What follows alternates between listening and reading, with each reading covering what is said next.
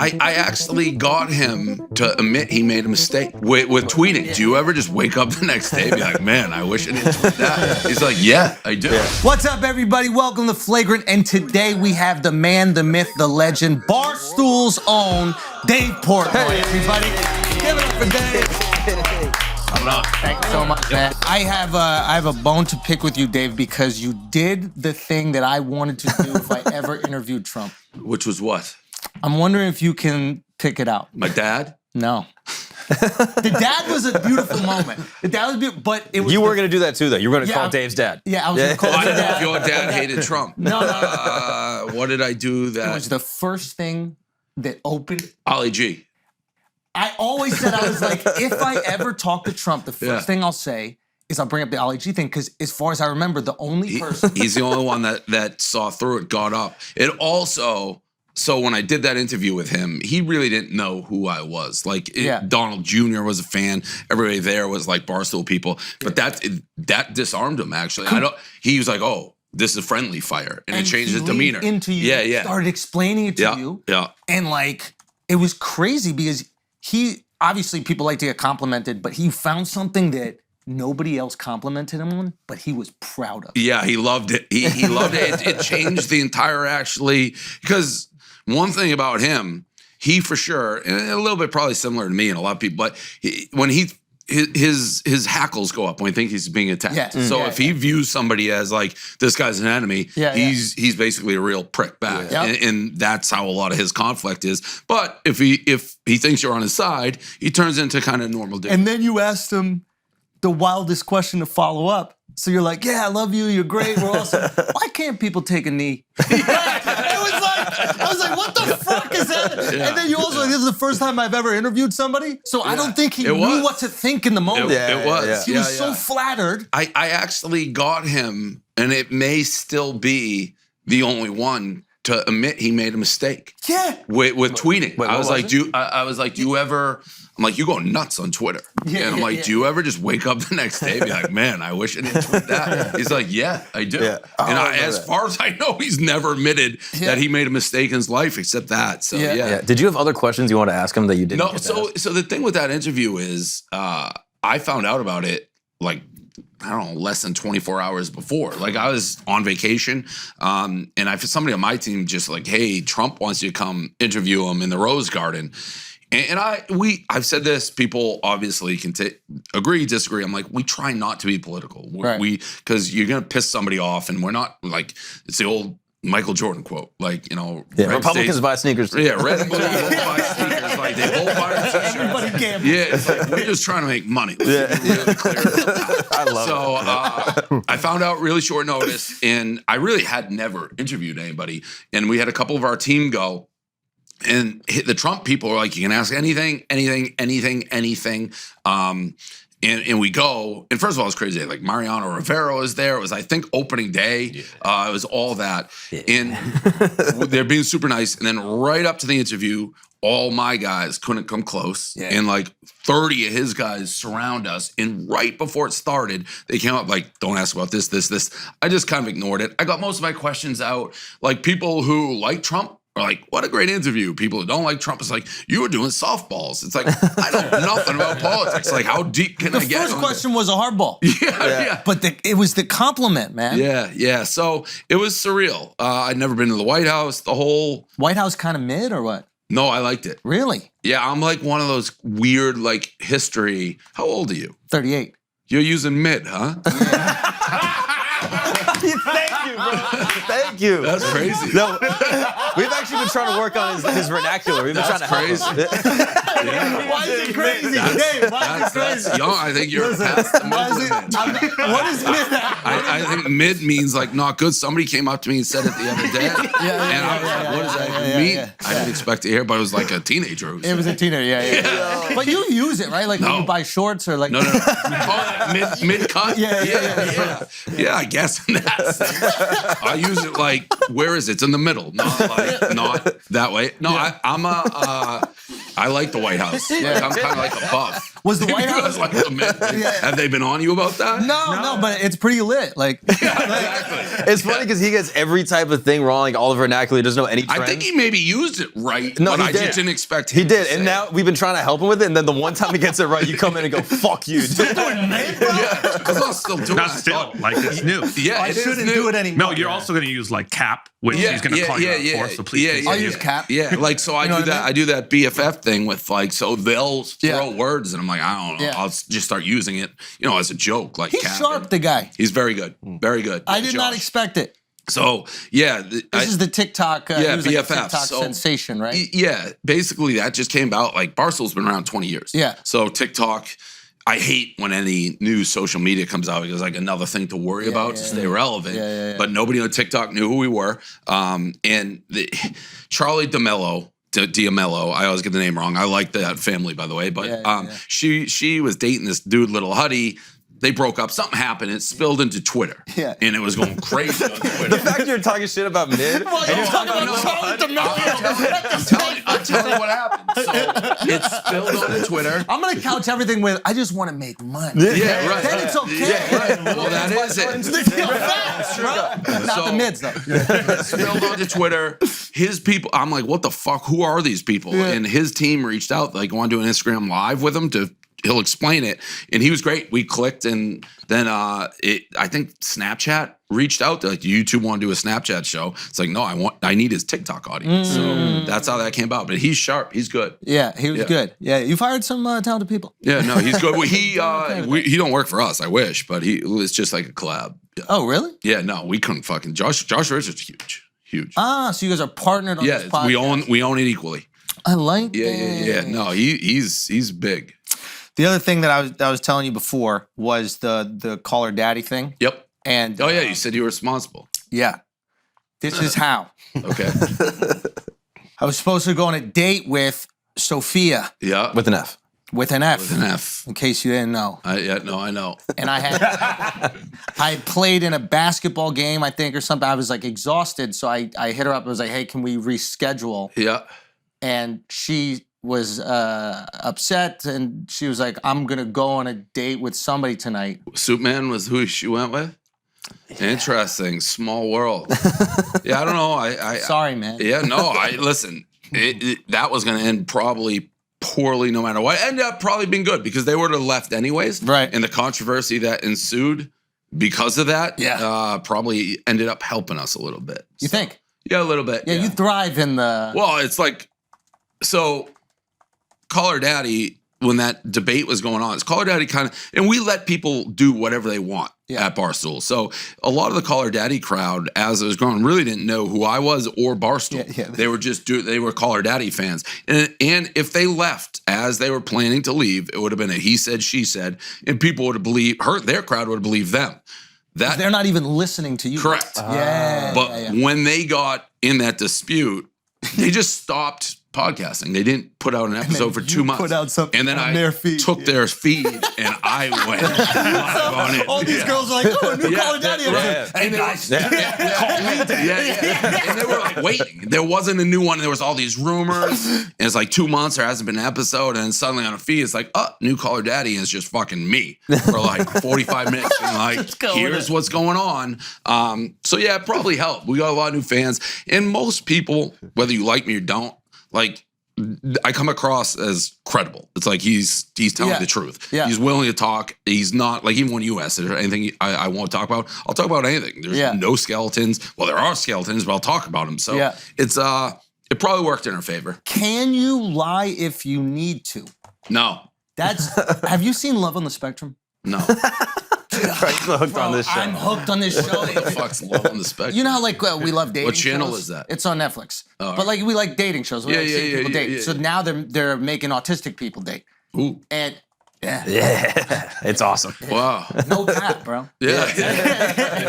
But it's like beautiful because they just don't know how to lie. Right. They're like honest in every moment. When they're anxious, they're incredibly anxious. And then like you can tell they don't want to hurt feelings, but they just gotta like say stuff. And they're like, it's kind of really beautiful, but it's also refreshing because everything they say you believe is real. Yeah. I mean, doing it. Are you autistic? No, I'm not. That sounds like what you're trying to on the spectrum? Yeah, I'm not autistic, but with what we do, if you lie, there eventually They come for you. and you're gonna go down a path where you're exposed for lying. So, no, I mean, but I imagine this has always been you. Yeah. I'm pretty.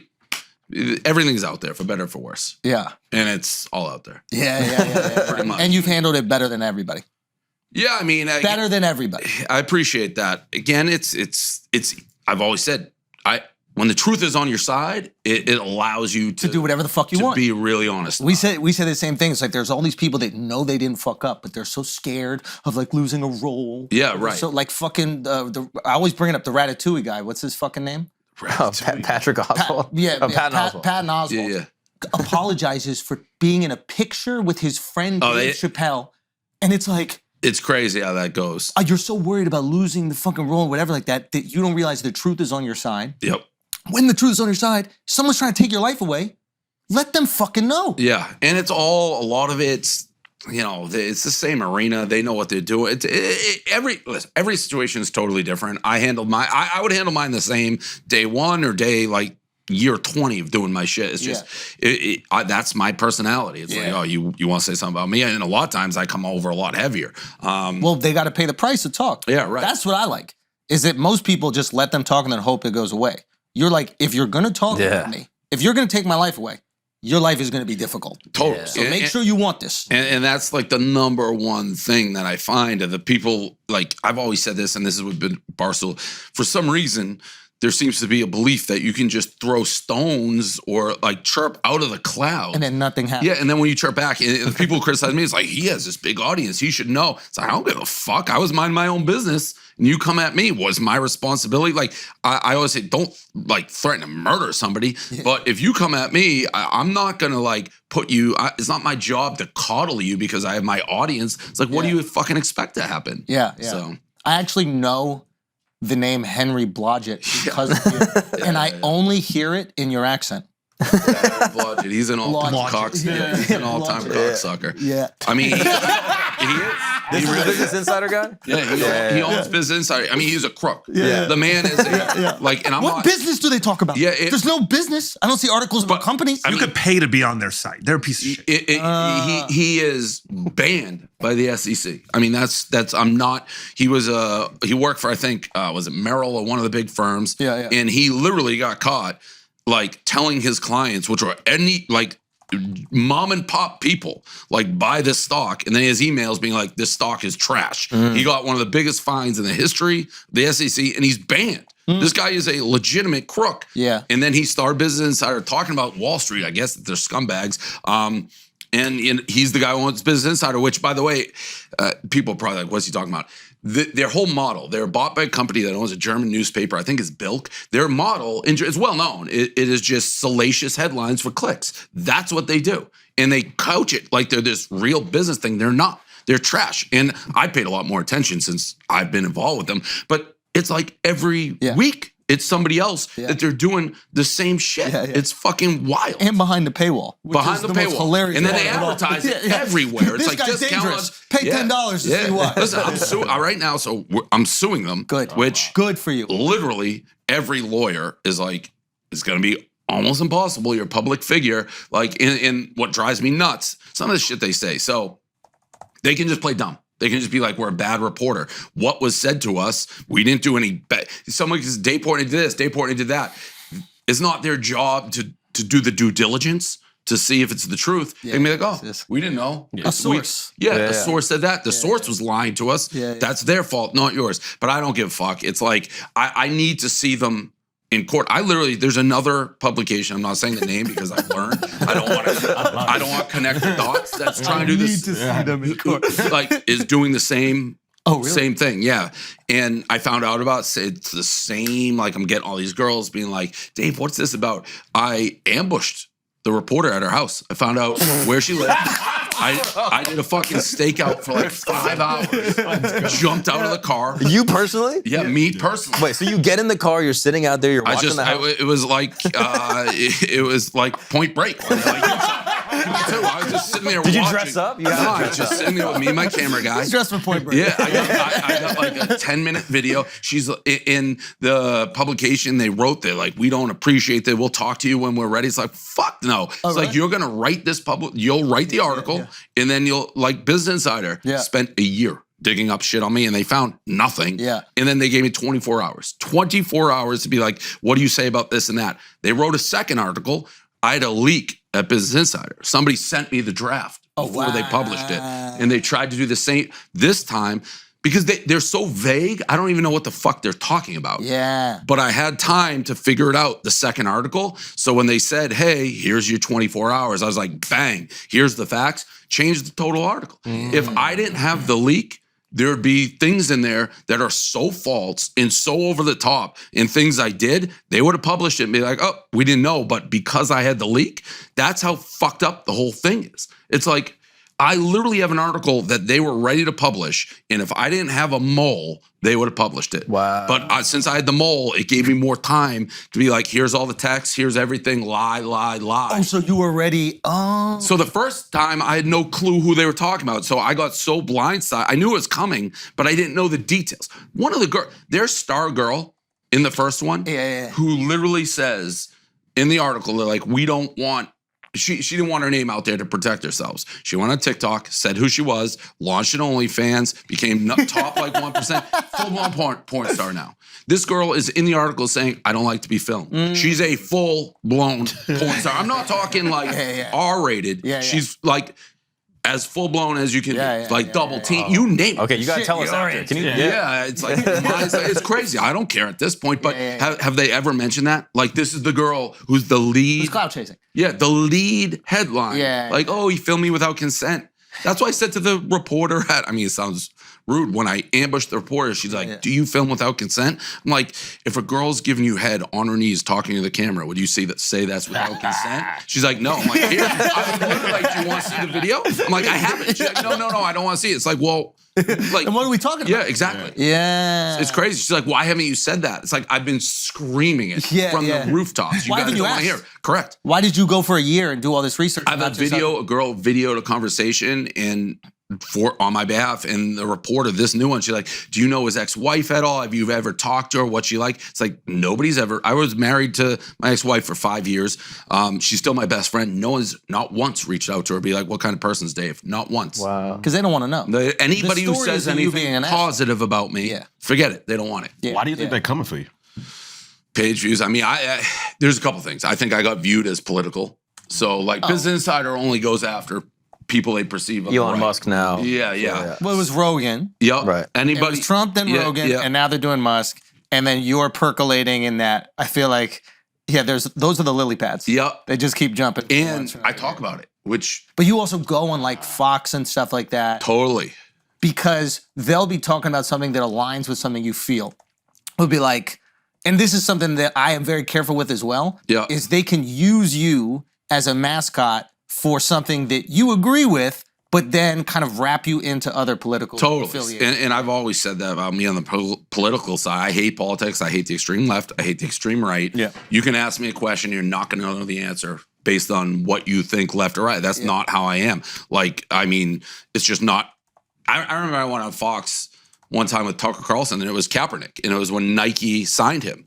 And I was like, to be honest, I think it's a great move by Nike. I think like that the urban market is going to love it. I think he's a perfect guy for them.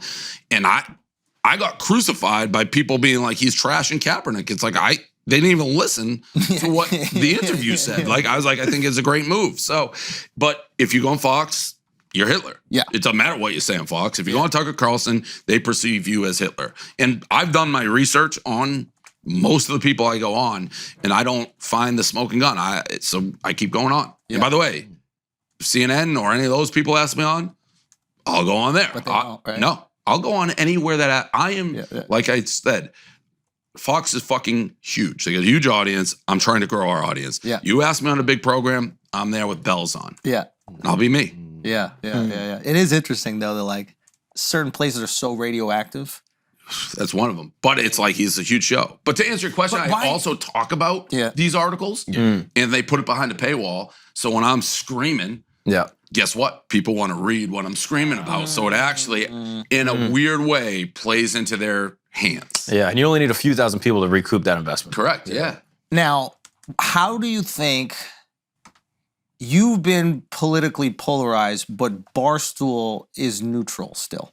Yeah, but people, I don't think, view it that way. Really? Yeah, I think they view it as like guy culture and like, what is it, locker room stuff, like fun, like ball busting. But I don't think anybody's like, these are where the right wing conservatives Oh, no. Really? I think? yeah. But Really? those are people who aren't paying attention, but they do. Yeah. They do. Yeah. And we have everything. Really? I mean, listen, people think we're like racist white guys, some people. We have the #1 urban podcast in the country, bar none. Like $1 million worth of games, fucking huge. Yeah. And they're awesome.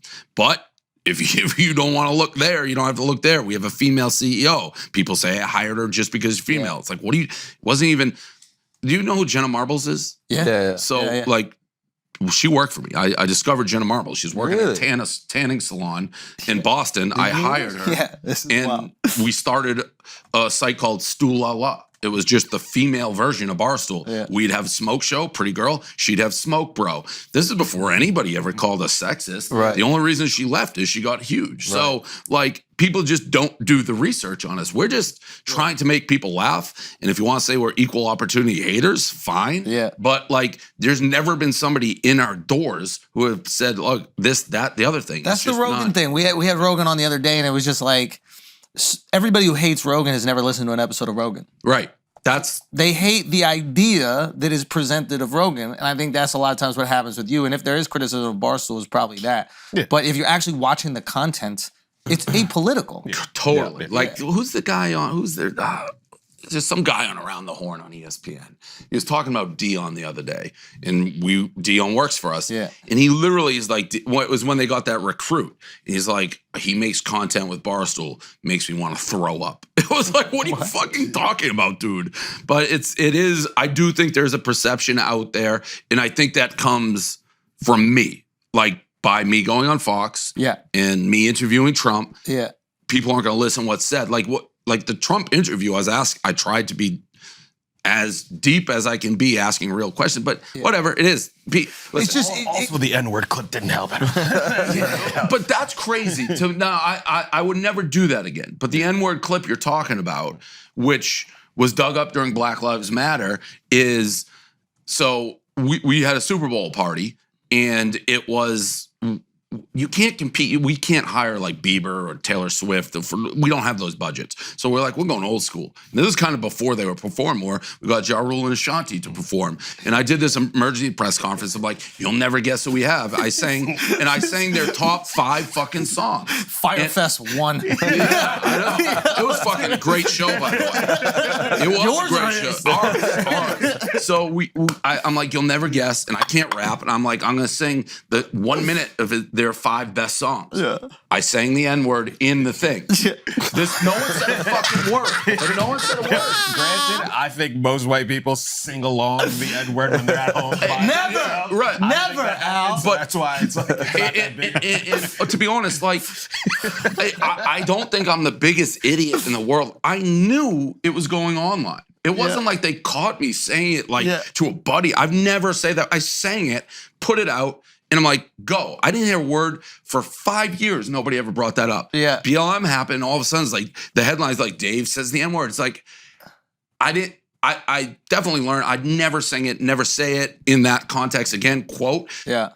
But I wasn't like, to be canceled basically for that. Yeah. It's like, and I got into a thing with Willie Colon who worked. It's like, I've learned, I wouldn't do it.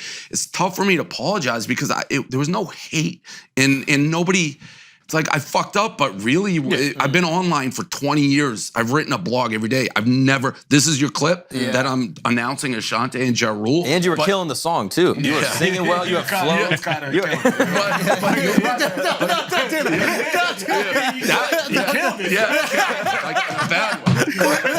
You're right. That perception perceives. Right, and they're going to run with that.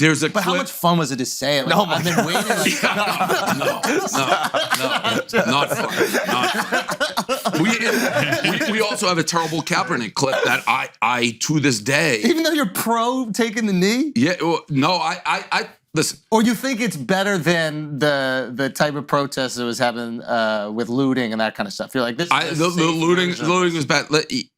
At anytime there's silent protest, yeah, let it go. That's what this country's built on. Yeah. Like at some level, like if you look at it, you know, it's you can go into so many different directions like this, but things have to change. Like in this country, there's always had to be change. I mean, we had fucking slavery in this country. So what? Yeah. If someone was protesting that you didn't agree with, it's like, what's this guy protesting? But if they cut the clip and then it continues like, oh, he's actually protesting police brutality. Yeah. And we continued in the same clip to be like, you know what? Yeah. If you want to protest that, go for it. But it was like a real conversation of guys sitting around. It's like, what's he?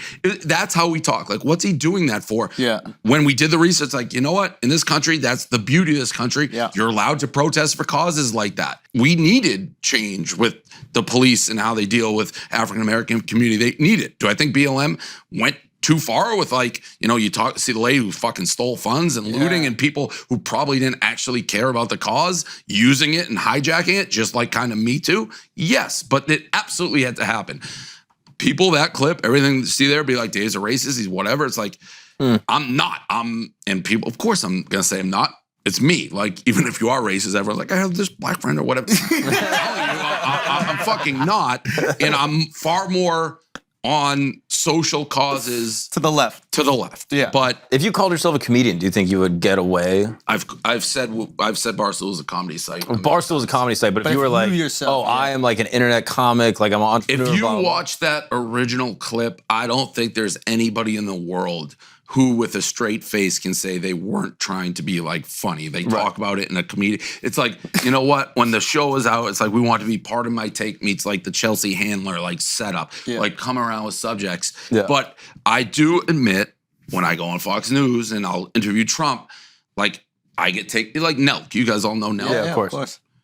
They'd fuck Trump. Like that's how much they love Trump, but they don't get the blowback They're I at the get. convention doing a YMCA. Yeah, and I don't. I literally was on their show being like, I wouldn't vote for Trump if he ran again. I think he's too divisive. Like I just don't want to see the country tear apart. I don't like Biden. I think he's a terrible president. Yeah. But for the sake of like this country and people like holding hands and not fucking hating each other. Yeah. Because he's intentionally divisive, Trump. So. Again, people can listen to what they want to say about me, like the abortion shit, and we're going down. Like, what was the abortion thing? I feel Fox News people hated for me because it's like that is a issue to me. It's like I would never tell a woman what to do with their body. I think it's insane that you would ever try to overturn that. Those issues are more important to me than like the financially conservative. People just don't have an understanding of who I am. That's like I say, each issue I feel differently, and I don't care left, right. I view it like straight on. And the people that know you know that. What's interesting is that you don't get any support from the left when you support. They give me none. They fucking want. They just want to rip my throat out. It actually makes me. A lot of what Elon has said lately, it's like I know how you feel, buddy. He's like they're making me hate the left. That's the hardest part. Is that like it's easy. And I'll talk to Joe about this too. It's like, it's very easy when one side clearly wants to ruin your life and the other side is embracing. It's easy to fall into that embrace. You have to be incredibly diligent that you don't become right wing, because then you'll lose all the people who might be, you know, middle to the left that like the fact that you're a lot of fans have been with me forever. So it's like, they know who I am. You can't pull, like you said, a lot of people know that end clip, the Kaepernick thing. You know, it literally, it just, we were talking about it. Stop the fucking face. You don't think they were such a funny comparison. But if you have no idea why he's protesting, and at that time, the biggest thing going on in this country wasn't BLM or anything like that. It was like terrorists and shit like that. That was like front of mind. Guys kneeling for the national. It's like, what is going on here? Who do you think affected America more? Oh my God. What do you mean? The terrorists of No.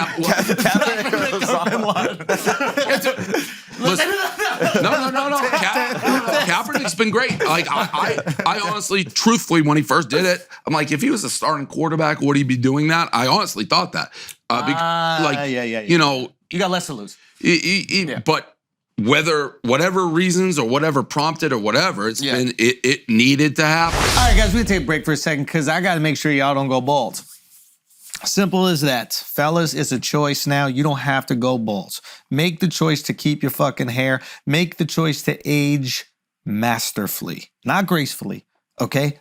Master this aging process by keeping the hair in your fucking head, and Keeps is gonna help you out with that, all right? Telling you, they've got incredibly affordable plans, okay? Typically, they're half the cost of the pharmacy prices. They have everything your hair needs delivered straight to your door with discreet packaging and proven results. I've been on this shit for over a decade. Look at this hair. You can't say anything bad about it. Remember, prevention is key, okay? Treatments can take 4 to 6 months to see results, so act fast. When it comes to your hair, save more, spend less. Right now, if you're ready to take action and prevent hair loss, go to keeps.com/flagrant to receive your first month of treatment for free. That's keeps.com/flagrant to get your first month free. keeps.com/flagrant. Now let's get back to the show. All right, guys, we're gonna take a break for a second because I gotta make sure y'all are getting your nutrients, okay? I gotta make sure you're getting your nutrients. And you know what I can make sure? I can make sure it's delivered right to your door and you're saving money and time. Don't you wanna save money and time? It's usually one or the other. Not when it comes to Freshly. Freshly has your back. It's got delicious, nutrient-rich meals delivered right to your door, fresh, ready to go, okay? Already made. Heat them up, eat them up. That's simple. Freshly has your back, and I'm telling you, your life will never be the same again. When you don't realize that you're not going out to a restaurant like some fucking idiot and spending thousands of dollars, then you go, wow, I have time to do the things that I really enjoy in life. Play video games, okay?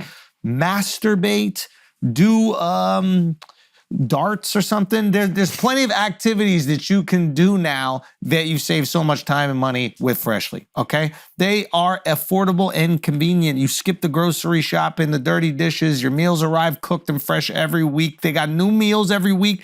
Telling you, their masterful mac and cheese is crazy. They even got plant-based meals. And right now, what we're gonna do is we're gonna offer, and by we, I mean Freshly, is going to offer our listeners $125 off your first 5 orders when you go to freshly.com/flagrant. That's $125 off at freshly.com/flagrant. Go indulge in that. You're welcome. Let's get back to the show. It needs to happen. That's another one. Like, I got accused of like supporting Harvey Weinstein's the fucking worst like human who ever lived. Yeah. We talked about that when it came out. We got to the point where like the people who didn't like us listen to everything we said. Really? That's the Howard Stern thing. We had like, remember? but they clip it and release it. Oh, not like they listen to it longer. gotcha, like, gotcha, so we used to have a 2-hour radio show every day.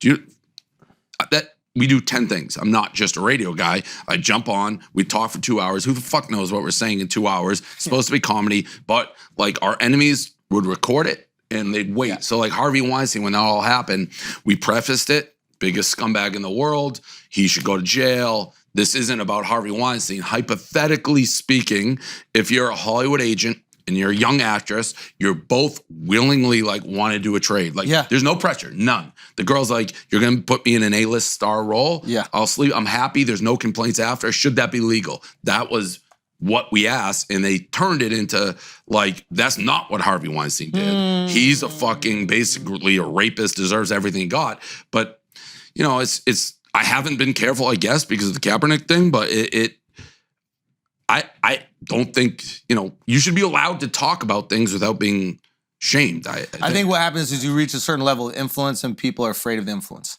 And I think that's, you know, clearly that happened with Rogan. I think that happened with you, and that happened with a lot of people that can move culture.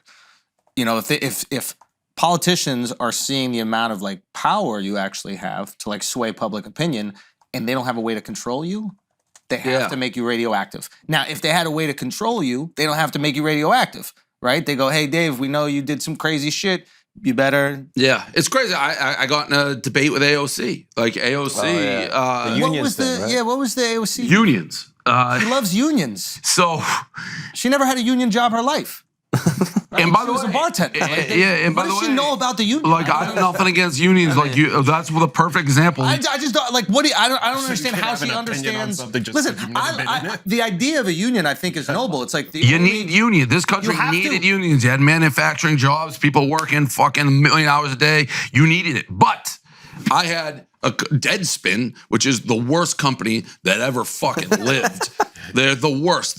All they do is fucking bitch and moan and try to fucking get clout chase us. They're the fucking worst. And they change. Gawker, all these. Well, I've been around for 20 years, Barstool. They've been around for 20 years. So I fucking hated them for basically close to 20 years. And they created and they created a union, and it's like, guess what? They fucking still went out of business. All their writers got fucking fired because they're talentless fucking losers. In my business, you don't need a union. If you're talented, you get a job. Yeah. Like, you don't need it. But fine. Every industry is different. They all got fired, and the union's like, we're getting fucking not treated right. And I made a joke about them. I'm like, where's your union now? Tough guys, you're still all getting fired. It was just anything I can do to needle Deadspin, I'm gonna do. AOC comes out of the fucking clouds. I'd never talked to her. I barely knew who she was. And tweeted at me like, you can't be anti-union, whatever. I'm like, oh, all right, here we go, AOC. So I started going back with her. People were filing complaints to the National Labor Relations Board. I had to agree to issue like an apology, being like, if people want to create a union at Barstool, they could. It's so fucked up. Our guys tried to create a fake union and trick like the people who hated me, be like, Dave's trying to shut down our union. Like, and then there's articles actually treating that as a real union. That's how fucked up I thought our world is. I saw the headline and I thought that was real. No, fuck no. It was like my friends like just fucking with the media. Wow. But isn't that crazy? Yes. Isn't that crazy that I could? That's how fucked up it is. Oh. Yeah. And you got tricked, and you're Gen Z. You know what I mean? I'm You're all like a about Gen the Z. internet, Right. dude. I got all the apps. Yeah. And I think I said, I treat our you're right. Our guys at locker room, it's like, oh, these guys want to fucking create a union. I'll quit and see how their union does. Like what you were talking, like, but we bust balls. That's what we do. Yeah. But people take what we say internally. And that's something that as we've grown, we start, it was me, then there's 2 guys, then there's 3 guys, and we're just sitting around a room with a camera. Internet 1.0, no one's paying attention. And we continued to talk like that as we continued to grow and the world continued to change. Things got taken differently, sometimes out of context. Again, it's like, I think we're joking. I don't mean to offend people. That Kaepernick, that whole story I just told, would we do it now? Not in a fucking zillion years. But your intentions aren't bad. I think that's what you're trying to correct. And by the way, nobody said a word about it. Like, until it was time. Until BLM happened. They wait. And it wasn't just us. It was a lot of people. Yeah. They went back. It's like, I've always said, all right, we've been doing this for 20 years. If you think we are as mean-spirited and hated and bigoted and racist as you think we are, I think you'd have a couple more examples than what you were able to do in 20 years of, Deadspin, an example, Gawker. They deleted their entire Twitter. Like, they went back, deleted it all. I haven't deleted dick. Like, everything I've said for 20 years is there. Go find it. You're a brave man, bro. Wow. Well, I know what I say and what I don't say. I know when people are lying about me because it's like, I don't talk like that. I know when they're not lying about me. I do talk like that. But it's like, it is what it is. It is what it is. Early days. Yeah. Barstool. There's some interesting stories about how you got the whole thing started. But even before that, I heard there were 3 business ideas that you had outside of college. Yeah. A furniture company. But this is, I think, potentially lucrative. It's called Barstool. The furniture. Everyone is named Barstool. No, it was the furniture and a scouting company. Okay, but the furniture was. So the furniture was, if anybody who's ever gone to college knows, semester ends, streets become littered with furniture. They're thrown out. So I'm like, you know what? I'm gonna get trucks. I'm gonna go pick all this furniture up for free, warehouse it, put it online, and then sell it back to these students, when they move in. So that was number 1. Yeah. Number 2. Next step, scouting. So I built the software. I paid people to build it. It was You actually built it? Yeah, I built the software. I had a business plan. I had everything. It was again, you got to remember when I started, the internet was like Infancy. Yeah, it was going. So this was a recruiting agency.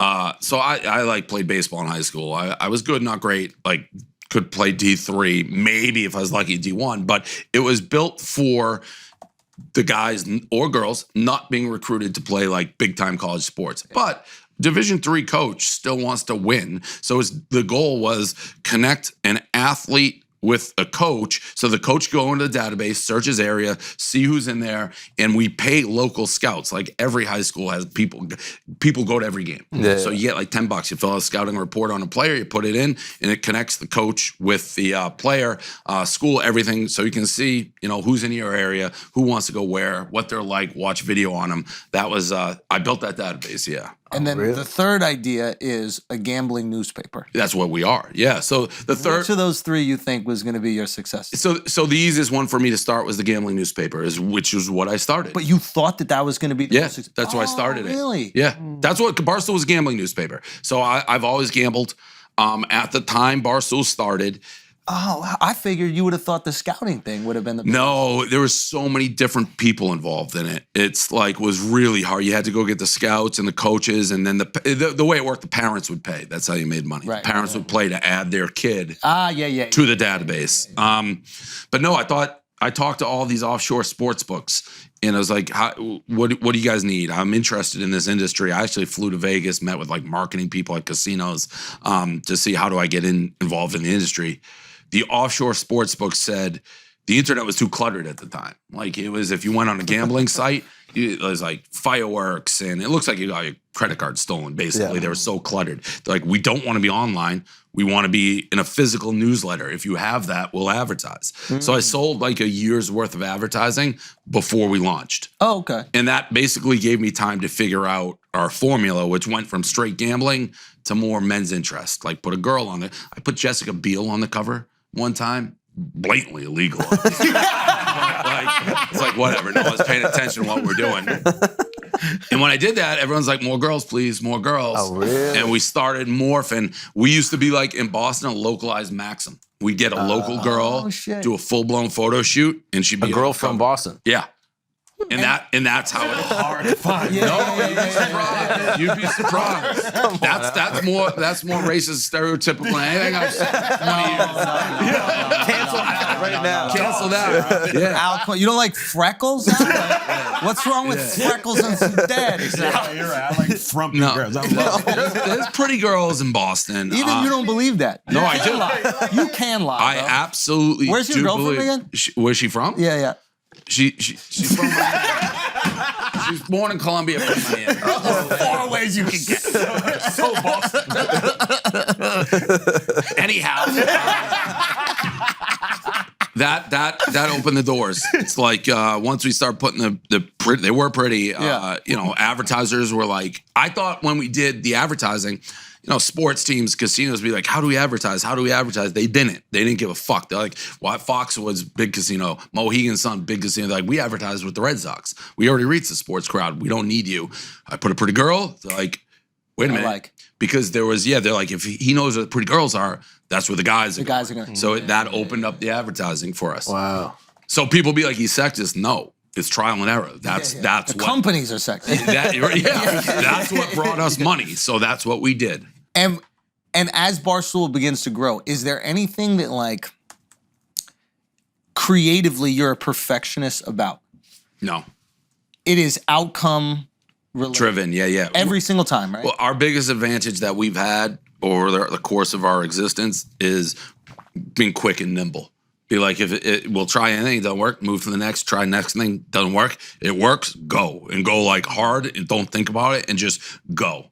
And that's like, I'm trying, like obviously the pizza thing. Pizza Saturday for the boys was something that like just exploded. We did a concert tour that like, so from 2004 to 2010, we were only in downtown Boston. And I was like, I got to get out of downtown Boston and see, do we have fans other places?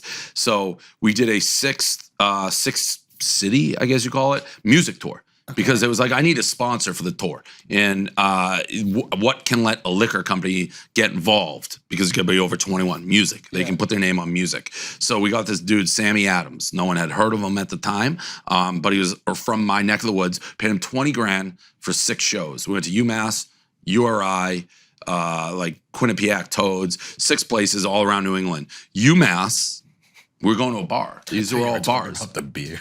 He's a play off of the beer. Yeah, no. Yeah, off of Sam Adams, obviously, yeah. But his name's actually Sam Adams. Oh, that's his real name? Oh, wow. This guy loves history. He loves history. No, He's like, he Sam Adams, was pretty you're in. big. He's like got a song with like Enrico Iglesias. Really? Yeah.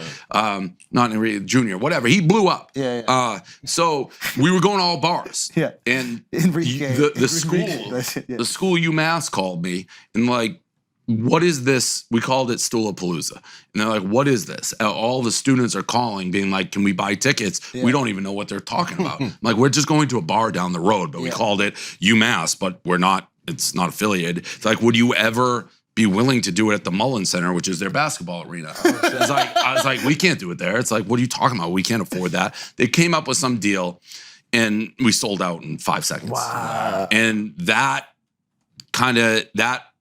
was eye-opening. Hold on. This is when you're still in newspaper stage, or you've moved to? We had the blog, so we had newspaper and the website. Were you getting analytics on the blog yet? No, fuck. So you don't know how many fucking people are reading. No, and correct. This is the first time you Correct. find out.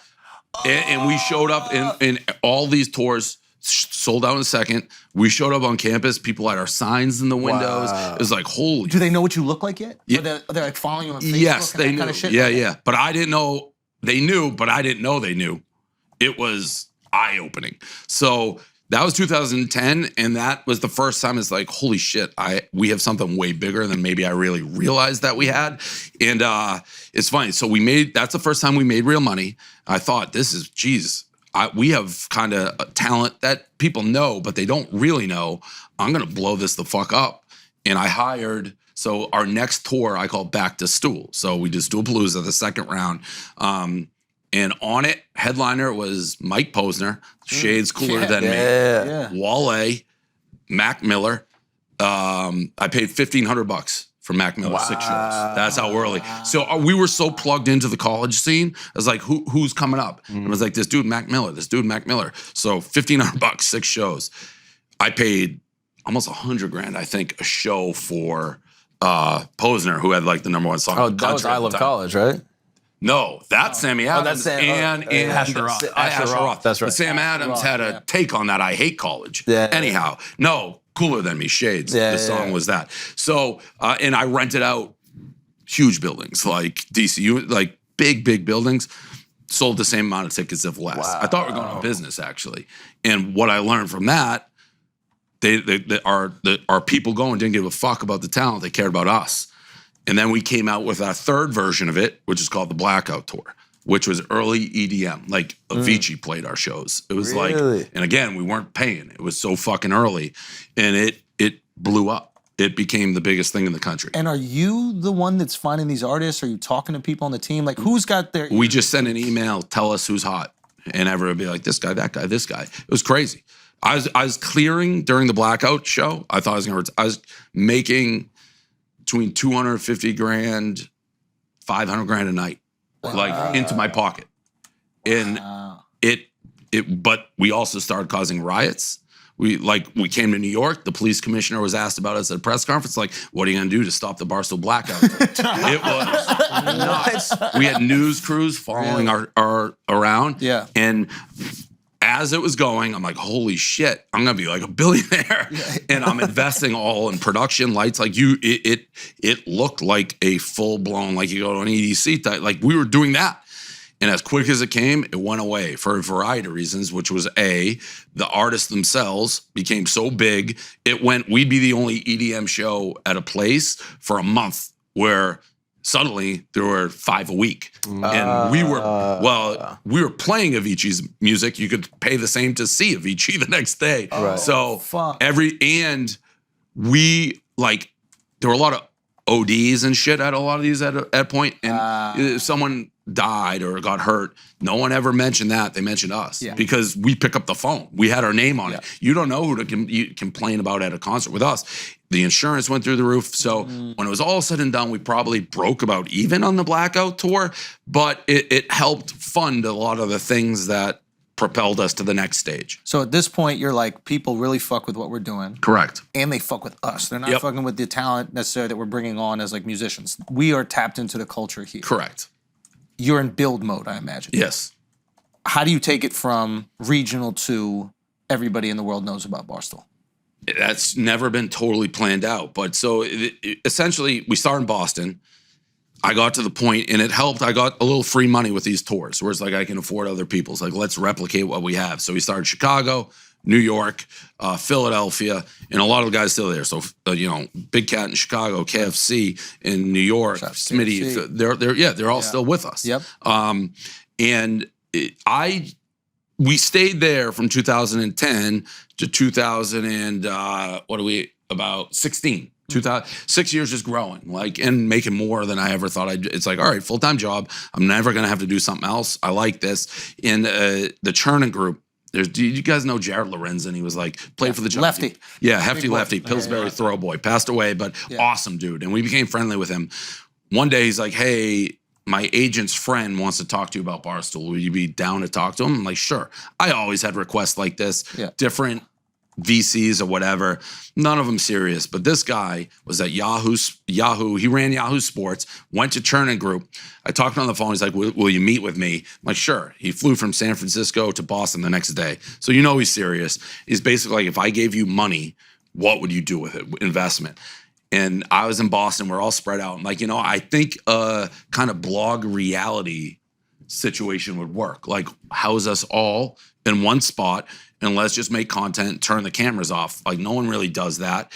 And he's like, all right, yeah, I think that could work.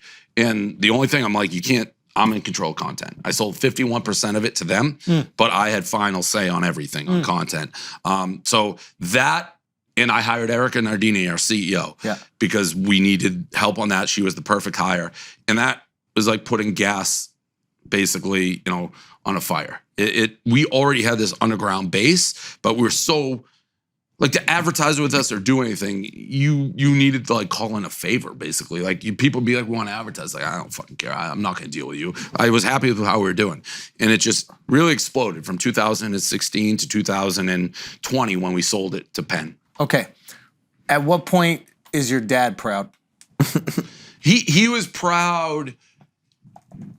Keep in mind, my dad is a guy who, if he sees an article on ESPN, up till 3 weeks ago, would try to fax me the article as opposed to. So it took how old is your pop? He's 70s, early 70s. Okay, yes. my pop's 80. Yeah. So I mean, it probably took I started this thing in 2004, 2010, but a lot of how's this person know you? How's that person know? He gets it now. I gave him his own show on Sirius for a bit, just to keep him happy. He's gonna get mad about that comment. But he gets it. I was able to buy them a place, help out my sister. So he gets it. Is he vocal? Is he does he say, hey, I'm really proud of what you're doing? Oh, yeah. And he recognizes the magnitude of what you've created, or is there a generational rift? He gets it now. How can you not? Not saying that in an arrogant way, but we're talking the Celtics. I'm sitting next to Draymond Green. How can you see? But that's how they reference things, right? It's he must be doing well because he's at this institution that I recognize only people who are doing well. And the Trump interview, for example, he hates Trump. Yeah. Like poison. Yeah. And I didn't tell him I was interviewing him. And then I FaceTimed with Trump, be like, Dad, you got anything to say? Yeah. He froze up but it's my son's FaceTiming me with the president of the United States. Yeah. I mean, if you don't get it then, you're not going to probably get it. But he's super proud, and they've been super supportive. Were you close? Is he your introduction to sports? Oh, yeah. Yeah. So he goes, hey, we're playing baseball. He's huge sports guy, all of it. He's terrible at sports, but we're a big sports family. Huge. My mom, too. Oh, really? Yeah. And full. is she more keyed into what you're doing than your pops? Like, does she know about the internet a little bit more and know? No, they're both about equal. I mean, listen, that's the thing that I love, not to riff, but like we talk about Business Insider and all that shit. Like they don't get or It doesn't reach them. No, they don't. It does. Oh. I like the Business Insider. They don't get the effect making shit up does. Like my parents have to read that shit. My girlfriend's parents, who I hadn't met yet, the first thing they're reading is shit like that. Like, who is it? Did they see any of your videos? My dad. So my dad, I know. Like, my dad. My parents didn't. My parents didn't mention the videos for months. Yeah. And we went out to dinner one night. Oh no. And my dad looks at me. He goes, "Did you do that like the Kardashians on purpose?" And I was like, "Are you fucking kidding me? I think I would leak that on purpose." He's like, "With you, I don't know." So that's the only time we've talked. Do you think that they've watched it? No, I don't think so. Bro. They're definitely no. I don't know. Like, you want to see what your kid, you know? No. Like I had to again. Before these like the BI articles came out, I knew it was coming. Notify them. I'm like, "Hey, this is coming out. It's all bullshit," and they know. I mean, anybody who knows me knows. So, but it's still I don't like it. I don't like walking around with people who don't know me making assumptions like this guy's a fucking crazy person. That sucks. How long? And then they have to come up to you and say like, "One bite, everyone knows the rules." And they're like, "Well, which type of bite?" Like, Exactly. The day my first sex tape leaked. It's like an album drop. It's an album drop. That was the weirdest. I couldn't go a step without somebody being like, saw a tape. No. Somebody be like, good job, this, that. Like, it was, I mean, it's weird because the guy who is like a sex tape broker who did the Kardashian tape, did Paris, loves me. So he's now, if something comes out, he gives me a heads up. He's like, just so you know, people are shopping this shit. It's like, thanks, man. How can they shop it? I don't understand the reality of that. You can't, you can leak it. Like, that's one thing to make clear. Like, we get it taken down. Right. You'll know someone's making money on it when because I would have to sign off on that, like being made money. Like the Kardashian thing, she had to sign off on that or else it couldn't have been, used the way it was used. So she's acting like, woe is me, someone leaked this. No fucking way. It's not going to Vivid and all those things unless she signed off. Because you could come for them. Correct. Yes. Like, no, ours, thank God, because I don't give a fuck about me. Like, honestly, but they're pretty old, the sex tapes. And I never was like, oh, people are going to want to watch me fuck. Like, that never crossed my mind. And I feel bad for the girls. Right. Like, no, again, it's Do you one think of those, you've gotten better at sex since? Or like, no. I think that's one of those things. Like, if you're fucking 90, that was my pride. if you're 90 and it's like your pictures can't be like, oh, I want to throw 99. No, you got what you got. But Oh, you're right. Oh, sorry. Good call. No. So, but I feel awful. Again, there are people who are trying to get at me with no regard for the girl. Correct. And in the guise of protecting the girl. Yeah, right. And it's like, I don't give a fuck. You're not hurting me. Yeah. Like, everything's out there. I've had the worst things said about me. Yeah. People see me in moments I would prefer not to. Yeah. But you're not.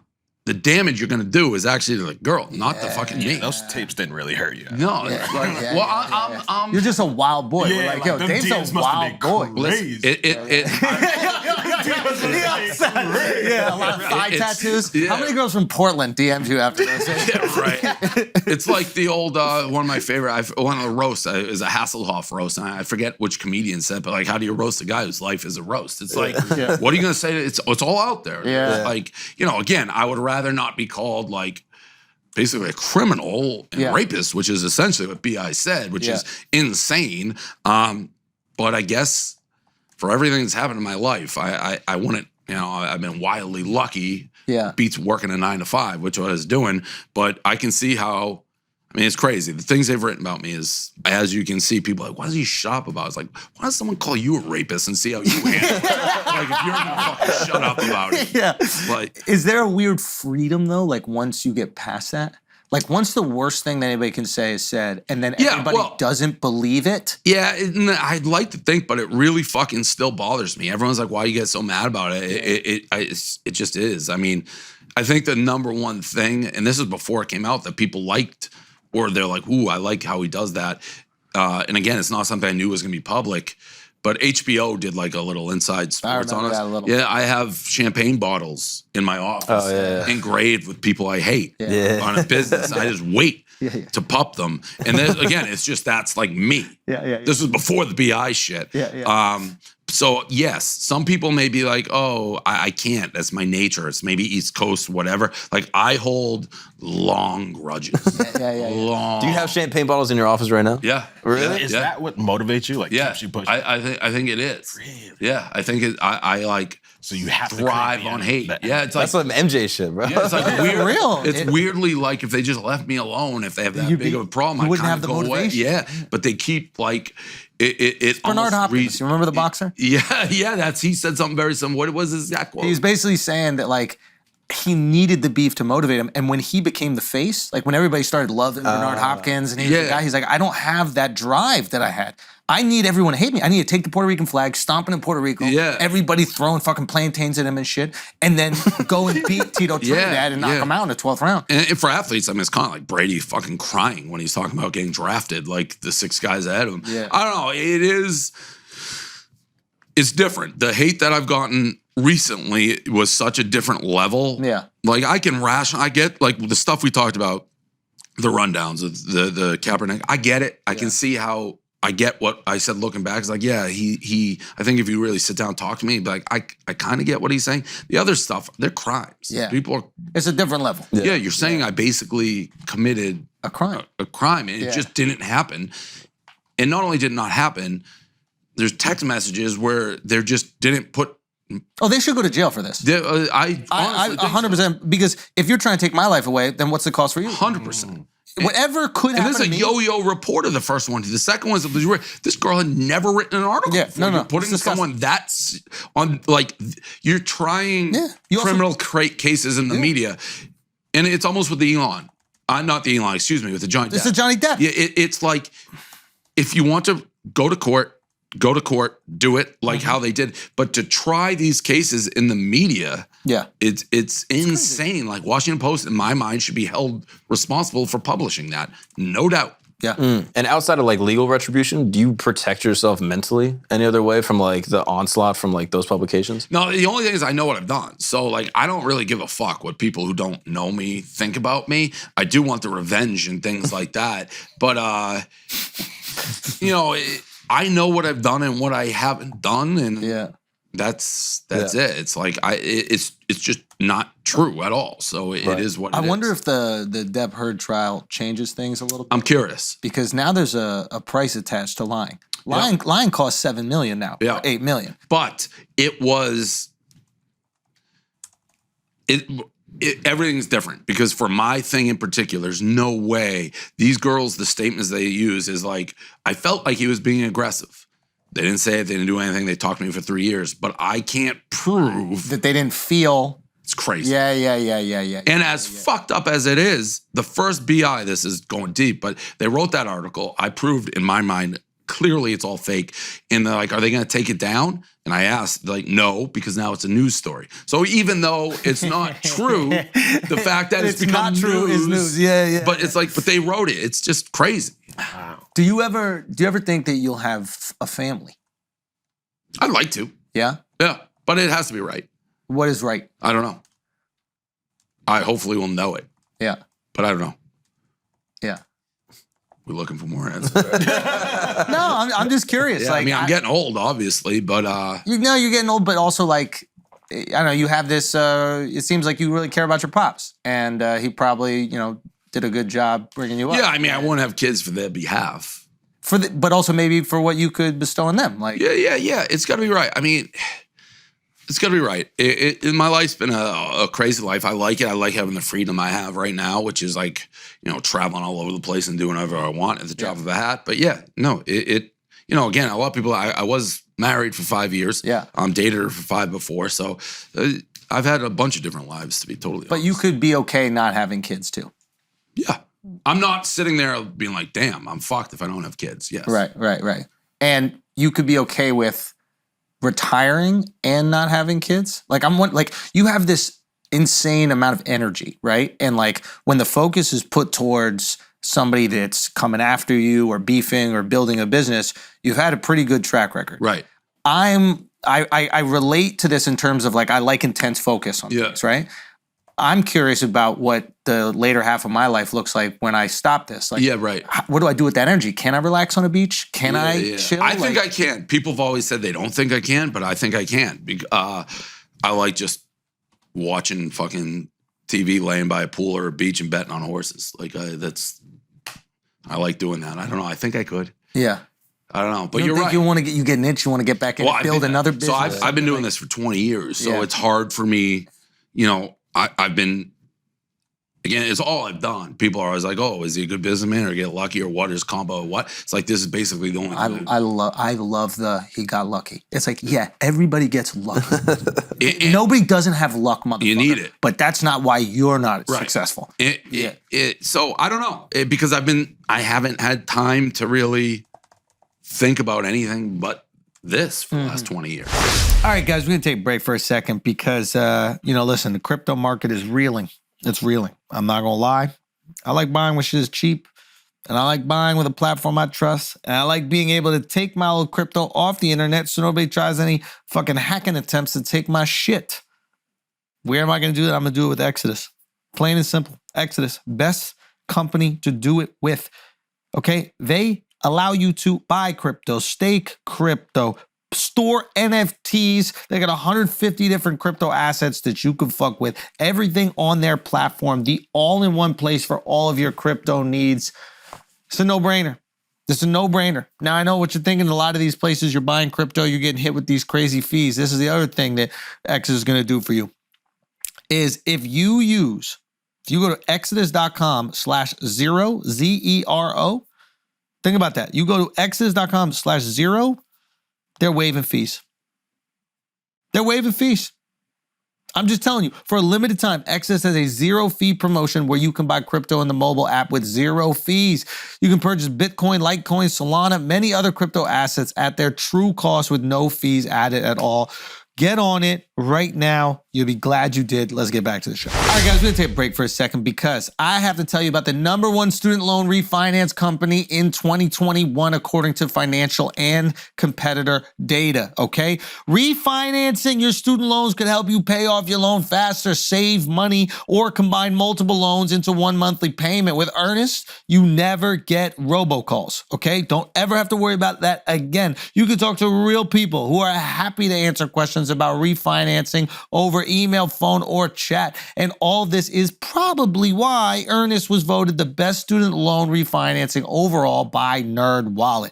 Oh, and you never pay fees, not even late fees. Think about that. Think about that right there, okay? You could take 2 minutes to see what your new rate could be and lock in a low rate before the next rate hike if you refinance right now. Earnest is offering our listeners a $100 cash bonus. Refinance your student debt at earnest.com/flagrant. Now remember, this is not available in all states, but remember, if you refinance your student loans at earnest.com/flagrant, you get a $100 cash bonus when you visit earnest.com/flagrant to refinance your student loan. Earnest Student Loan Refinancing made by Earnest Operations LLC, NMLS number 1204917, California Financing Law, license number 6054788, 535 Mission Street, San Francisco, California, 94105. Visit earnest.com/licenses for a full list of licenses. I really need to understand, you understand people, why the fuck do you think the pizza review is as popular as it? My friend who, buddy in Toronto, he said these words, and he's not a very hyperbolic guy. He goes, why the fuck is the pizza review, why do people love this thing? He goes, he shut down the city in Toronto over the pizza review. Yeah. Are you familiar with this? Yeah. Something happened. Yeah. What is it about? That's everywhere. Why? I don't know. It's, I think food is something everyone can relate to, pizza specifically. The way it started, they're just so organic. Like sometimes when I've guessed, like that's it. It's like 3 minutes. But I was giving honest reviews. That helped. So I would say if a place was bad. And the characters in the streets, that made the things work. Like it started in Boston, but it really took off in New York because, and I still love Boston, but New York is a fucking weird city and the people in it are weird. And it almost was more an ode to New York than anything else. Yeah, yeah. It was, you were getting real feel of New Yorkers just jumping in. Like, you know how that, like the sidewalk Knicks video went crazy? Yeah, With side everyone- talk. With everyone jumping in. Yeah. It's sort of not to that extent, but the characters that were just walking in, it just... You get to showcase authentic New York characters in an organic way. You're not like putting them on display. Yeah, right. There's no lights, nothing. We don't know they're coming until might they come, walk might not. in. And they come in and boom. Yeah. So it's not about the fucking pizza. I mean, it was a combo. It was the pizza that became, and then you do it so much, people are viewing me as a credible pizza. So I walk around the city like literally yesterday, and it probably happens once a week. I'll see someone out of town or from New York being like, "We're doing your pizza tour. We're going to all the places." I've done like them. you I said. I have your app, and I think I got excited. I've probably seen 500 of them.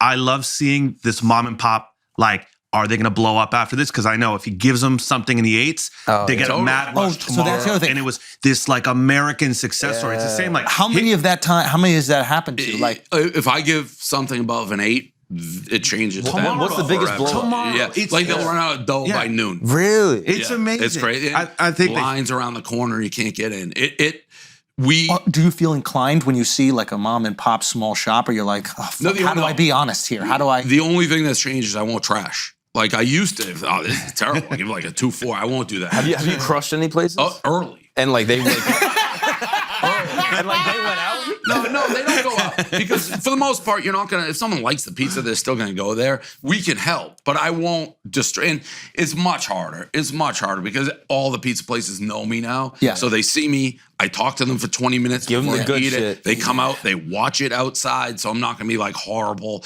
But yeah, it literally. The next day, like we start warning them, like heads up. If I know it's good, not warning that we're coming, warning we're about to post dough it. We're about to ready. post it. Yeah. You won't be able to get it tomorrow. How do you not let this go to your head, right? You have the ability to change people's lives. Right. Right? Like you did it obviously with the Barstool Fund, but also just going into a restaurant saying they have good pizza.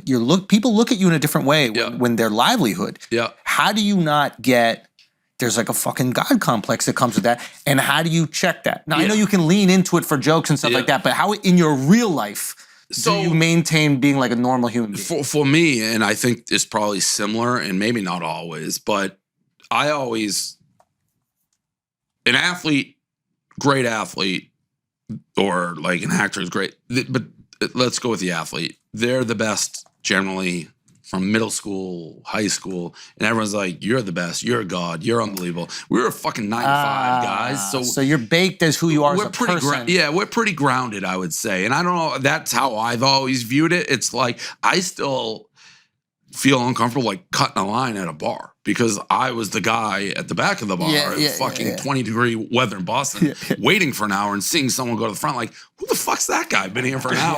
I will cut the line. But I recognize it's like, damn, man. Like, I mean, I remember Patriot playoff game. I waited literally one night. It was the first game under Parcells that they made the playoffs. I was in line from midnight to noon the next day. People were passing out, getting carried out in stretchers. It was so cold. Now, Kraft literally called me. He's like, want to sit next to me for when Brady comes back? Whoa. So it's like I'm grounded in it. And it's still surreal. Like when I was there or I'm sitting courtside, every time I'm like, I can't believe I'm here. I still appreciate that, but I was pretty grounded. I mean, I started Barstool at 24. It didn't make a penny till I was probably like 30. So to change who you are, it's hard. Yeah, at that level. Yeah. Is there anything you switched up on a little level once you got money? You're like, somebody when you were a kid, you're like, oh, fuck that. People always say that, like, follow Barstool, that has kind of changed. But yeah, I have fucking money. Yeah, So but what are the things that changed? You're like, oh, the restaurants are cool. No, watches are cool. I've always been. He's making fun of me. Why you a watch guy? I like all the watch, you know what I mean? He just came up with like fucking living on the streets of New York. And all of a sudden he gets money. He's like, yeah, I got a watch. I'm going to 5-star restaurants. Yeah, but see, I had a good life growing up. I would have been doing the things I'd been doing with my money, like if I had it. Like for Nantucket, my favorite place on earth, I'd go one day on vacation like one night because I couldn't afford more. Barstool started doing better. 2 nights, 3 nights, I bought a house. So I've always, I think, actually kind of had like bougie taste. Like, it's now I can afford the bougie things. I feel like that's a Boston thing. What's that? Boston is no.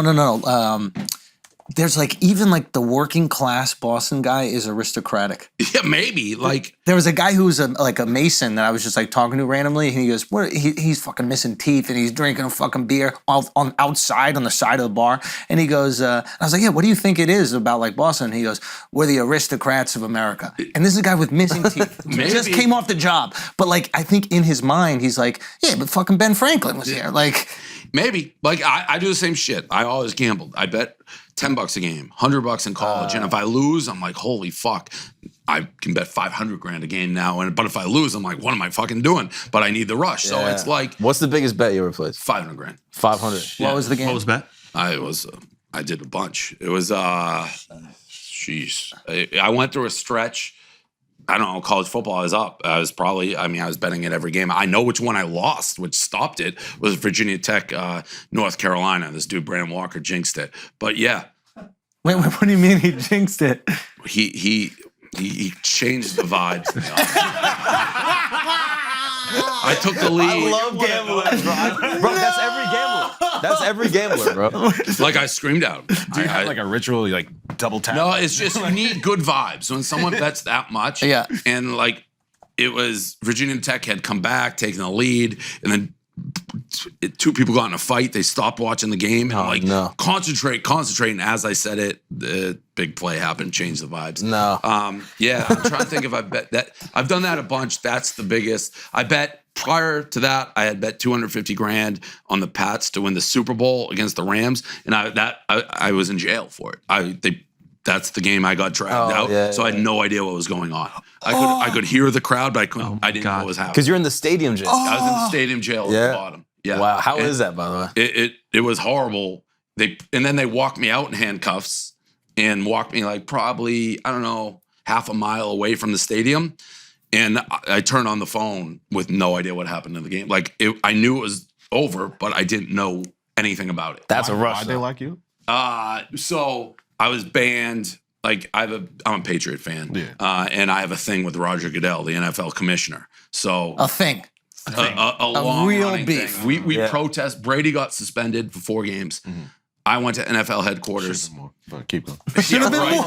Yeah, right. We handcuffed ourselves to each other, 4 of us in NFL headquarters, demanding to talk to Goodell, and we got put in jail for a night. So that happened, and that launched to this day an ongoing rivalry with him. So I'm banned from the Super Bowl because it's an NFL event. So I went in, bought a ticket. I had a ticket, and they dragged me out in halftime. They put me in handcuffs. Wow. They literally dragged me out. Like I went dead fish. Like I made like 5 security guards like picked me up and dragged me out. Who were you with at the game? One of my guys. He videoed it. It was all Patriot fans too. And then they tried to kick me out of the post game.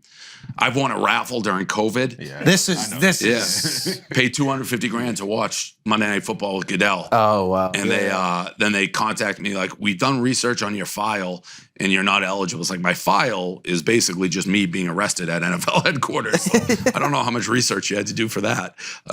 So yeah, that's why. But I watched that game. I could hear crowd noise and no one would tell me what the fuck was going on. I'm like, what's going on? What's going on? Oh, so the cops that weren't even... Nobody told. There was no one around. No phone, no nothing. Was there anyone else in the cell with you? Like anyone else that like got arrested at the game? No. Oh, shit. No, it's just me. It was just me. It was actually weird because, not weird, the NFL was who put me there. And this was also, must have been like very high security for terrorism. And the face recognition. The Atlanta cops, like when they found out what was going on, they were livid at the NFL. They're like, "You're wasting our time with this guy," because they're on full alert for like major shit. Right. Not a guy who is protesting Tom Brady being suspended. Right. They're like, why? They had like, because the NFL had security drag me out. Then they called over like 10 cops, and the cops like, "Wait, what's going on? What's the problem?" Like, he's a Patriot fan. Like that was what I was being basically dragged out. It was interesting. Yeah. Oh, shit. Because honestly, why waste cops' time? Especially if you're that worried about terrorism. For a high profile event where security, all my times are screwed up, but I know it was a very serious time where people were worried about security. Shit. I've heard this about you. I've heard that you value loyalty Above all, yeah. above all. Correct. Like, really take care of the guys that have gone above and beyond to be loyal to you. Correct. My biggest criticism that I get as like a boss is I don't be like, attaboy. I don't do those. What do you mean by I'm not like, great job, you're doing great. Yeah, Very rarely say that. Probably should say more. I just don't. It's like if you don't hear from me, that generally means You're doing good. But the loyalty, I would say, is what the people who work for me like the most. Like I will be very strongly, fiercely loyal to people I perceive to be loyal to me. And what if their talent isn't matching up to your loyalty? Is that difficult for you ever? Or is it like... No. I mean, I wish it did, but the world needs ditch diggers too. You know, it's like not everybody can be an A-list guy. Right. But I'll protect you regardless of that. I never used to fire people. That's one thing Really? that's changed now that we're a little more corporate. But I'm upfront. Like if I hired you and it was me early, you had a job for life. If you were loyal and worked hard, I would never get rid of you, no matter what. Now, if we hire you, if it doesn't work out, it doesn't work out. But I'm upfront with that. Like, you have to produce now. But the early guys, Is there anybody that you let go that you're like, damn, I wish I didn't do that? no. Like, I know there was that situation with Francis that was tricky. Where it's like, No, I didn't regret that. So that's a good example. Yeah. So Francis, who's talented, super talented. Yeah. But Francis was in it for Francis. Like and Francis would say that. Yeah, Like Francis was using Barstool As a platform stepping to stone build. for his career. And if you thought that he was a locked-in component, I would have gone to. I would have just taken the beating and gone. because it's worth taking the beating if you are one of the pillars. Correct. Oh, not even pillar. If I thought, like, you, and not everyone, and by the way, I don't begrudge him for it. It was a different time. Yeah. But if in my mind you're like, you live, breathe, die like Barstool, and you really like, it's in there, I'll go to war with you. Francis, I think if he was sitting here, and I've talked to him plenty of times, would openly be like, yeah, no, I'm working on my career here. Yeah. You guys are stepping, which is, we need people like that. Yeah. But I also think that's probably kind of how that stuff gets out. It's like he's thinking he wants to be more on the edge because that's how it helps. And then he goes for it, and then Yeah. And that was just circumstances. that was the worst circumstances. The worst circumstances ever. I mean, just to fill in everybody who doesn't know, what was it? There was like a girl who was missing. There's a girl, Francis, very talented, unique, Hilarious. weird, interesting. He actually, when I think of a comedian, it's like, that's kind of what I think of, like an eccentric, super talented, like, dude. But he wrote a blog about a girl who had been missing for weeks at the time. And then popped up on like sugar daddy websites, Something, right? yeah. And I'm talking within, or something like came up It was like an an hour email. after. She was found like brutally murdered. Yeah, an hour after it went out. And his article was like, She also like followed Call Her Daddy, and he brought that in. He's like, of course she follows Call Her Daddy and like Sugar Daddy, and the girl had been missing for weeks, and then was found brutally murdered, like kidnapped, murdered, and everyone descended. Of course, Barstool. So we fired him. Honestly, it wasn't that hard of a decision. If I'm being like totally honest. It was like, and again, it was one of those things. Like I'm not gonna take the bullet for Francis, who I know is in it for Francis. Also, he was already kind of on my shit list. Like we did an event 2 weeks or something before this happened, called the Barstool Awards. Yeah. And I sent like an email, sponsored. So we're taking this seriously. Dress up, award show, take it seriously. Showed up like how I'm dressed right now, high as a fucking kite. And I was like, it's like, did you not read the email? This is a big fucking thing. How do you think we pay the bills? So he was already on my shit list. But yeah. If it was somebody else, I would have. I would have cared. It's not the first time that's happened. Yeah. We had an instance where, and he didn't get fired, but we changed roles. Somebody called like Rihanna fat, and people, there goes sexist Barstool again. We've said far worse things than that. Yeah. But guy, time, place, how I felt. It's like, if you're not If I have to perceive the loyalty thing. Yeah. And again, I think of Francis right here, he'd be like, yeah, no, you're 100% right. Yeah. Like, I don't think there was any dispute about what he was in it for. And that's the tricky thing about having a platform is that some people are going to go to that platform because they want to build themselves, and some people are going to go because they want to be part of it. Yeah, and you got to remember, Francis came here in New York. Barstool had started, we'd been in business, I don't know, 10, 15 years. People I had been with who had quit jobs, risk stuff, to come. Those people I'll die for. Even if I like them, don't like them. Like KFC, who you know, like a lot of people love KFC. Do Dave and KFC, like I do anything for him. Like he's been with us forever. He's done everything. So, each person is. What's the hardest decision you've had to make? It's the hardest decision I've had to make. Like, has anything ever like torn you up emotionally?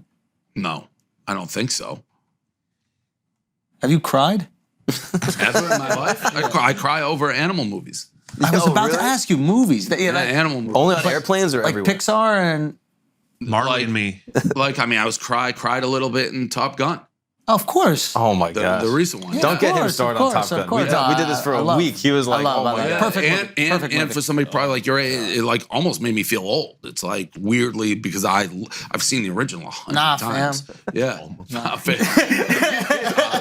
So movies. No, it. Wait, what animal movie? Yeah, now I'm curious.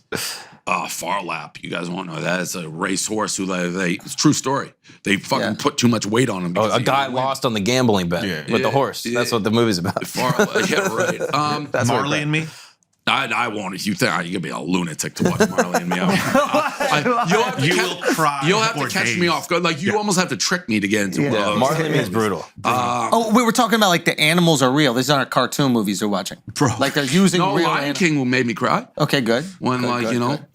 Wake Up, Dad. Yeah, League of Their Own made me cry. Really? Yeah, when they're old and they come back to the field. Yeah. Movies can get me for sure. And then you just bottle it back up when you leave. I don't know. Movies get it. I don't know. Coco? You watch Coco yet? Oh Great. my god! Yeah, cried when he's crossing the bridge. Come on. Of course. You know what's crazy? We announced the Canelo fight that he lost. We had an alternative broadcast for DAZN. Yeah. And Julio Cesar Chavez was sitting in front of us, also announcing for a Mexican. Of course. He was watching Coco. During the fight. It was nuts. No way. Yeah. He had Coco on the screen the entire time. That's unbelievable, bro. Yeah. That was crazy.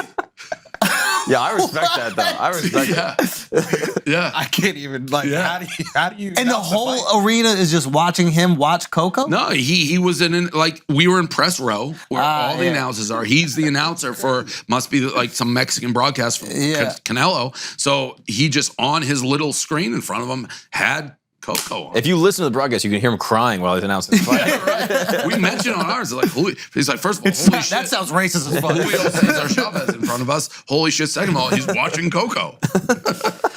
Listen, Dave, I know you got a busy day. We don't want to take all your time, but first of all, I want to say thank you so much for coming. Yes, it's incredibly impressive what you built. And I admittedly didn't understand what you built early on. Like even when I first went to Barstool, I was like seeing all these things that were happening and I didn't understand like the machine.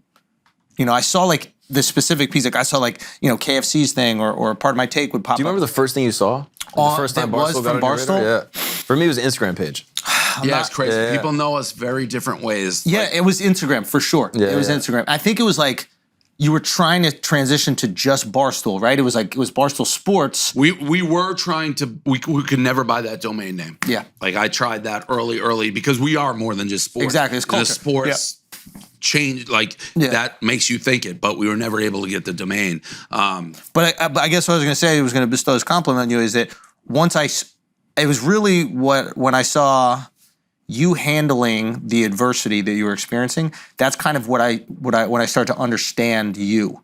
And I had a very different look at not only Barstool, but what you built.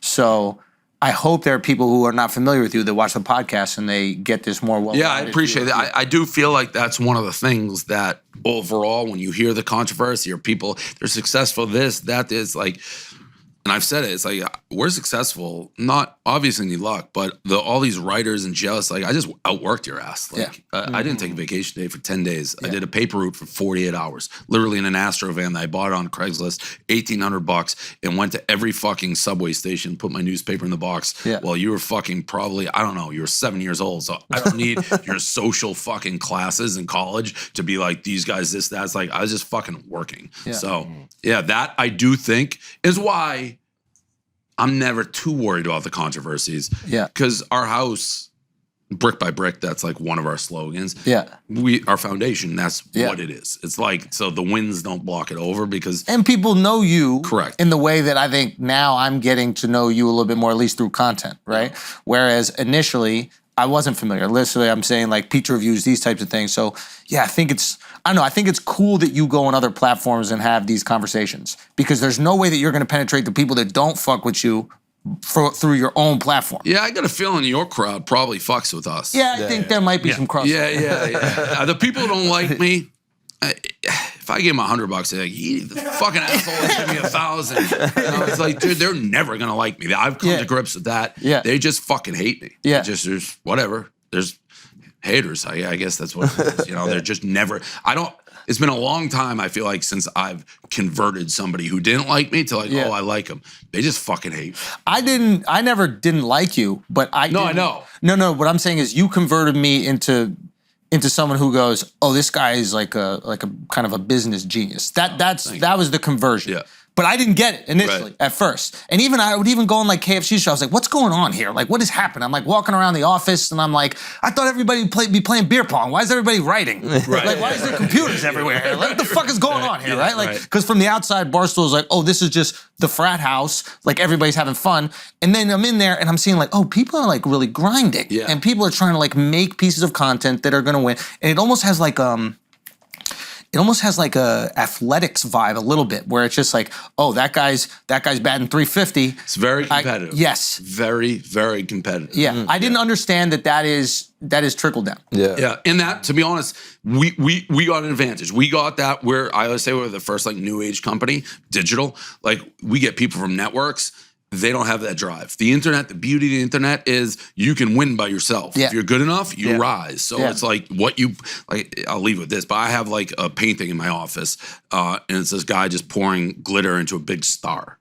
And like what that is for me, and I tell our people at every company meeting, it's like you just get in what like you put in. I'm never gonna be like, oh, this guy wasn't here for lunch or this, that. Work whatever fucking hours you want on the content. Just like, get it done. It's not even get done. Like, this is you. This is your career.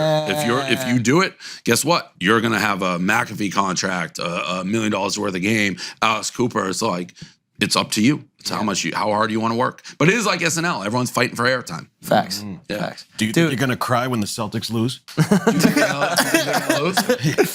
I still think they're gonna win. I want to cry. That was tough. That last game was tough. But Steph is special, bro. But no, Steph's special. But if you score like 2 points in the last 6 minutes, you're going to lose to most teams in the NBA Finals. He's great, and fun to watch. And you realize I don't hate him. I hate Draymond. I hate Clay. I don't hate Steph. He didn't say a fucking word. I actually said one thing to him. He turned because I had seats right there. I'm like, you're gonna have to do it yourself. He goes, I know I am.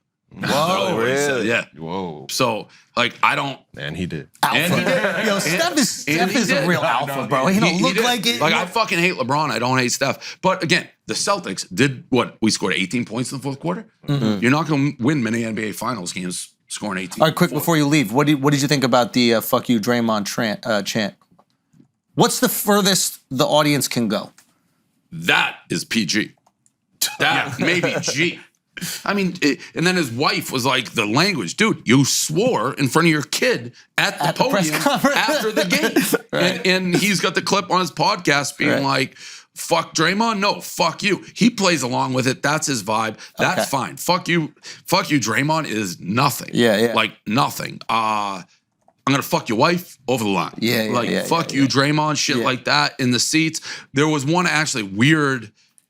And I also think if players talk back, you can talk to them. Like a guy behind with a couple scrubs complaining to the refs. He's like, sit down. And the Golden State security guy. He's like, you can't engage with the fans. Meanwhile, Iguodala came out, and Iguodala said to the guys, like, it's okay. He's yelling at the dude. He's like, they've never seen a black person before. Well, now you can engage with the fans. You're saying that. Like, so, but again, I think the main thing is, I get it because you're so close to the players and you don't want it to go over that line where it's like, you know, get a mayhem at the Palace where people are getting punched. Right. Fuck you, Draymond's nothing. It's nothing. Okay. Nothing. I don't think there's anything So there's in a the world, line, but that's not the line. an F word. Come on. And by the way, he brought it on himself. I mean, he's a fucking maniac. He goes on his podcast, talk a ton of shit. Yeah. So come on. You don't That's easy. That's G. That's not PG. That's G. Yeah. As long as you keep it towards the player, you don't go family. It's not threat. You're not touching. But fuck you, Draymond. There's no one here who thinks that's a problem. When you were playing baseball, were you a good shit talker? You can't really talk shit in baseball. I mean, because they can throw a baseball. I talk shit too. Like I was in the outfield. Like, in a field by myself. There's not, you know, basketball, football, but basketball that's obviously shit talk. I mean, there's no. Everyone agrees, right? Fuck you, Draymond. No, it's not that. He's heard way worse things, and he's probably said way worse things back. But I do think people cross the line. Like sometimes I'll be there, and they are talking about wives. They're talking about like Bron's kid and shit, and it's like, yo, leave the kid out of it. The kid's 14 years old or 16 years old. Let's just be honest. I mean, LeBron did say, like. One of his, a big regret. He didn't want his kid to have too much pressure, but he named him LeBron, like Junior. So I mean, he's running onto the court during his games, right, posting clips of him. So LeBron so you likes think it. You could talk LeBron shit? Likes it both ways. Wait, are you saying LeBron's a hypocrite, bro? Yeah. Are you actually saying right now? Maybe the all-time hypocrite. What? Yeah. So this is a hot take right here. LeBron James. Yeah. Right. Exactly. So I mean, he's again. Most of the people I really fucking hate are born out of rivalries. Like that KG, Rondo, Pierce. We went to war with him, and I hated him so much. Like that Celtics team's like my favorite, basically Boston sports team ever. I loved how much. They felt like me, like they were out there, like Ray Allen, the way they fucking hated him. I'm like, yes. So they were like fans. So that started my hatred of him, and then he's the way he handled himself, like the decision and all that shit. So I've been a LeBron hater for a long time. I have an article. I think 27 reasons LeBron James is the Antichrist. And you're a Jew. Literally. Okay. One question before he goes. Then you go. All the beefs that you've been in. Yep. Have you ever wanted to throw down? No, I'm pussy. But is there any one specific person that? If I was confident in my fighting abilities? If you're confident in your fighting abilities. And you got to be careful here, obviously, because they might be confident. Well, I've said very clearly I'm not confident. Right. So in this hypothetical, well, I challenged Rappaport, and he said no. He had a contract. He had a $200,000 contract. No. Yeah. He had it. I literally sent it to him. Fight There's around no way. Yeah, he had it. Really? And what was the issue? Breakout or? Yeah, something like that. Like you mean? Oh no, I thought you meant. I fucking thought you meant like the breakout of getting paid, not the other part. No. Yeah, he's not one of my favorite cats at all. I was a fan of his, not anymore. Clearly, were you gonna televise it, the whole deal? Yeah, it'd be rough and rowdy. Oh, but my shoulders are so I literally. I went to the doctor the other day. I need shoulder replacement surgery. Like if I did this, my shoulder would dislocate. So he was a pro. Bro, you and him both. You have the same thing? My shoulders are fucked. I literally might be an age. Are we just old? Literally, my shoulders. I have no cartilage. It's a disaster. So but I mean, Blodgett. You kind of got and he's such a pussy. I may be able to take him in a fight. Yeah. Somebody being like, watch out.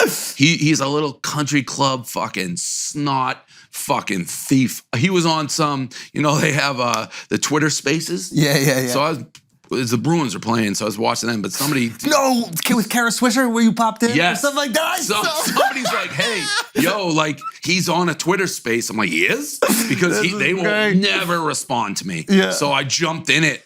And I can't believe they took me. They put me on. I don't know what they thought. I'm like, yeah, I got something to say. That fucking Henry Blodgett, you fucking cock. Why won't you talk to me, you fucking liar? They cut me off, but he heard it. Yeah. I went off on him. Oh, he knows. This one right here, right? Yeah, This was phenomenal. Oh, do you want to run it real quick? Yeah, but it's funny because of the way that Kara prefaces it. She's like, okay, we're going to take a chance. yeah, press play. Yourself. Yeah, I was on mute for a I can't second. believe I'm saying that to Dave Portnoy, but okay. Yeah. Dave, unmute yourself. Come on, Dave. Yeah, hi. Sorry about that. That's okay. So, yeah, Go I ahead. saw that piece of shit, Henry Blodgett's on there. My first question is, why would a piece of shit who's been banned by the SEC from talking about stocks be on there? My second question is, hey, Henry, you fucking coward. You know everything you wrote about me was bullshit. Why don't you ever sit down with me, you fucking piece of shit coward? That's my question for Henry. All right, then Dave is gone. I've offered them Yeah. multiple times, like, let's sit down. You can ask me any question you want. I just want it videoed. That's it. I can use it after. Yeah. You can ask me anything you want. Yeah. To think that you'd write what they've written without the prime suspect being like, hey, I'm giving you a tell-all. Yeah. Who says no to that? Yeah. They do, because course. they know I have the truth. And the fact, there's no answers for the evidence I have, except, yeah, we were fucking lying. We're scumbags. So, People who don't listen are afraid of the truth. yeah, it's crazy. Like, Bill Clinton said that.